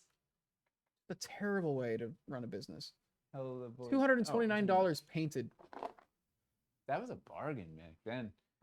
I mean, not. I mean, now that's a bargain. Maybe It's a bargain now. If we actually had kept stocking this, the prices would be higher on it now. Double. Yeah. At this point. But yeah. Trying to tame crows. He's only gotten pigeons. Dude, pigeons will show up anytime you're trying to do stuff for other birds. I set up a bird feeder on my fire escape, specifically getting like cardinal feed. I was like, I really want to get cardinals. I want to get finches. All I get are pigeons and mourning doves. The pigeons are and mourning doves are just cleaner pigeons. Yeah. They're scavengers, man. These pigeons are the rats of the sky. They will just come. Yeah. No, you can't have nice things because pigeons exist. It's price sounds great now. Yeah, I mean everything from 7 years ago is priced better. Yeah. Go back to KS1. Have you ever heard that before? Anyway. Yeah. Yeah. Crab battle. I'll have them go back to that centerpiece before we're done. Cleaner pigeons and dead. I think they just look prettier. They look less dirty. They're definitely not cleaner. But yeah, no, the mourning doves, dude. At a certain point, when I was feeding them every day, at a certain point, I have this video of looking out my window, and I've got 30 mourning doves all just sitting on my fire escape. It's amazing. Yeah, it was bad. They're everywhere. Yeah, Crab Battle wanted to see this piece more. Who did? Crab Battle. He wanted so you could screen cap it. Just for you. You say it's a terrible way to run a business, but you do have people buying $300 sets for a single $3 piece out of it. It may not be a terrible way to run a business economically, but it's a terrible way to run a business ethically, I think. Yeah. Hey, we don't want to do that anymore. RG is here.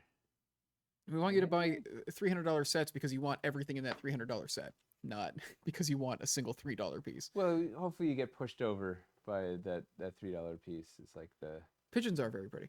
Pigeons get more variety to their feather pattern. Every now and then you'll get like a pigeon, or you'll get a dove, or no, you'll get a pigeon that is just like white and brown for some reason. Yeah. They'll get really interesting patterns. Mourning doves like basically all look the same. The calico. You know, pigeons. If I didn't live in New York, I think I would like pigeons more. I love pigeons because I lived in New York. Oh man, they irk me. Why? Because they're always just, I don't know, in the way and around and dirty. I mean, pooping on you. We did that to them. We brought them all over here. Oh yeah, no, I know it's not their fault. They didn't want to be here. These are facts. Do you still sell crows? Yeah, we've got the Raven Orbs. They're in a cheaper set now. Do we have the Dungeon of Doom? I mean, Dungeon of Reforged. Dungeon of Reforged has it. Yeah, I don't remember what it was called.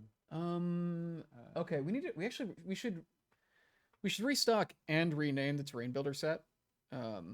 We should rename it something because Terrain Builder only made sense when it was in the Reliquaries campaign. It was just named for Reliquaries. Yeah, we should restock and rename that. Something pillars, something columns. Cause it is a cool flavor set. The price on it is, it's just when you compare like Reliquaries to indoor sculpts, it's just they're more detailed. They're meant to be a different thing. But you can get the Ravens with Dungeons Reforged stuff. So around to the end of the year, hopefully. Do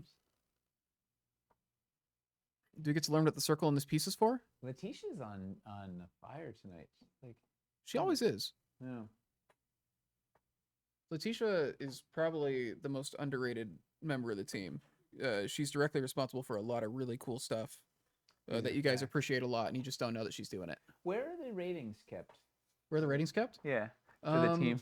I'm curious. I want to see where everybody falls in. If she's at the bottom, like where she's not at the. I wouldn't say she's at the bottom. I think the main thing is I think there's just a lot of people that like. Well, because I think most people they really only get exposure to maybe half of the team tops in like any capacity, and they only see like 3 or 4 of us on a regular basis.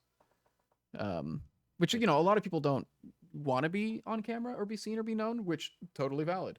Not everybody wants to be a public figure. Fair. Yeah. Waiting for Reliquaries too. You and me both, brother. You know what? If you could just buy up all the rest of the reliquaries that are in the store, that would help get us there. Well, maybe if we put them somewhere where people could see that they existed. People could find them. Maybe if we ran ads for them. Maybe if we did anything to sell them, they would sell. Yeah. Still wish unpainted reliquaries had Oh, been do in you the know what I cards. didn't show off? This was the look at the edge, Mhm. the edge work. Michelle. Oh yeah, it's got cool knot work on it. Yeah. Mostly responsible for taking the teeth your children put under their pillows and leaving them nothing in return. Yeah, that's a really valuable. It's hard to find somebody with those qualifications. But you know, we put out a listing for Mean Tooth Fairy, and Letitia responded, and she did the job And, perfectly. And she took all our teeth, so we can. Where's Stefan now? He's in Seattle. Nobody knows. Yeah. Well, yeah, he's usually just traveling all over the world. Yeah. He's not really doing anything that doesn't involve working. He's not really around or involved in stuff much anymore. He's retired and traveling the world. How well does the new elevation pedestal fit on that street piece? Does it sit on the grate insert, or is it bigger than that? Elevation pedestal. The 1x1 pole accessory thing. How does it fit on this middle street piece? What does it look like on the grate? So it's smaller, so it would fit inside it, but probably wouldn't look very cool. No, but you could put it on if you have like a trapdoor or something. Mm-hmm. Or I mean, that doesn't look terrible. Looks like they just, I don't know, have a drain. Lots of things look good on here. Like it makes a centerpiece out of any. Figured leaving cash. We don't need to double dip. Hoppy said we should sell reliquaries at cons. I know that was one of the original ideas. That was part of the pitch for the product, and then. But then we decided never to sell things at conventions. So yeah. Yeah, funny how that works. So hard to sell stuff if you don't sell stuff.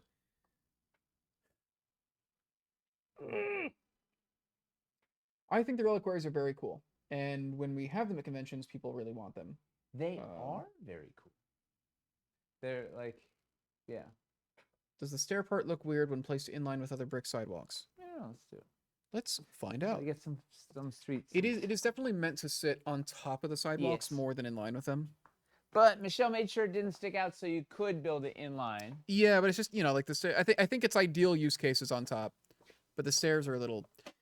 Here's the thing: your players probably won't care. Like if your players look at it and they're like, "Why is there a weird gap here?" They can find another table.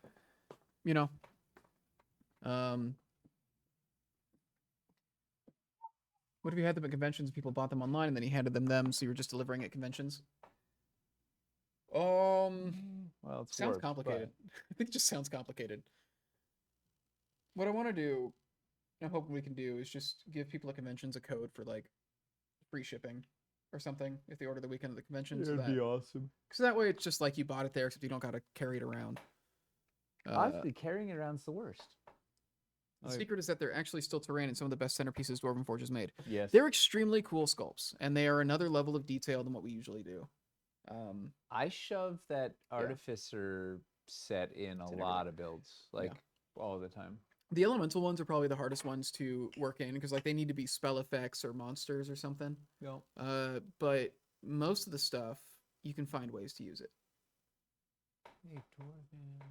But yeah, I think the main thing with reliquaries is as collector's items, the pricing is like really great. As terrain, if you compare it, like a lot of people compared the Dwarven, like the ram pillars to like the ancient pillar, and they're like, the ancient pillar is bigger and so much cheaper. It's like, well, it's less detailed. It's less of an art piece. So it's a different kind of product. They look good with RG Dice Boutique's dice in them. Tell you that. Want those 4x4 sidewalks? They've been out of stock for as long as I can remember. Well, all the sidewalks are coming back, baby. Every single street sculpt is coming back in new set compositions so that they will be easy to restock. Easier to buy. Easy to restock if the tariffs don't stay at 145%. Yeah. The giant asterisk on everything we say tonight is pending tariff resolution. Giant asterisk on everything. Yeah, it's just like, are we going to be allowed to continue to do business? Is the big thing. Lift the embargo. Call your representative. Get it going. Yeah. Write a blog. Can we get some pigeons to sit on the orbs on the streets? You can probably repaint the ravens to be pigeons. Actually, that'd be interesting. I love the whole elven line. The elven stuff's really cool. The Artificer stuff is very cool. Artificer, Elven, and Dwarven, I think, are the easiest to work into your environments. Eldritch and Elemental are harder because they feel like creatures. Like Eldritch is still like, it's like corrupted pop terrain, so holes Eldritch, and- I think, is a bit easier to work in than Elemental, but yeah. Boy, this thing is warped like nobody's business. But like you see the bowing, like it's curving way too. Yeah. Can't But stand it bowing. exists, so it's better than nothing. Boy, I didn't really get much build. Grinning Fool, the lion boy, it's statue, and pedestal are coming back. Coming back, in baby. a new set. Unless you were one of like that one year at Gen Con, we sold a few. We had I don't know, we had 20 of them or something. The lion statue and pedestals that we sold at Gen Con for cash. I feel like Drago bought like 4 of them. But beyond that, it's been really hard to get. Yeah, the Eldritch stuff works great for Mind Flayers. It's 9 o'clock. We gotta get out of here. Is it 9? Yeah. Oh my god. Okay, wow. Yeah, let's get out of here. Yeah. Hey everybody. So we'll be back next week. Hopefully we won't have any tariffs to talk about. I don't know. We'll see. Is Hobby Hang tomorrow night? Yeah. Probably. Maybe. It depends on what Hamster's got going on. Yeah. Yeah. And, all right. I don't know. That's it. Thanks for hanging out. Thanks Yeah. for hearing about all the challenges we're facing right now. And Yeah. wow. It took less time to cover than I thought, so we actually got to do beans and building. And that was nice. Turned out we ended on an up note. Mm-hmm. All right. Guess that's it. Good night, everybody. Good night, everybody. Oh.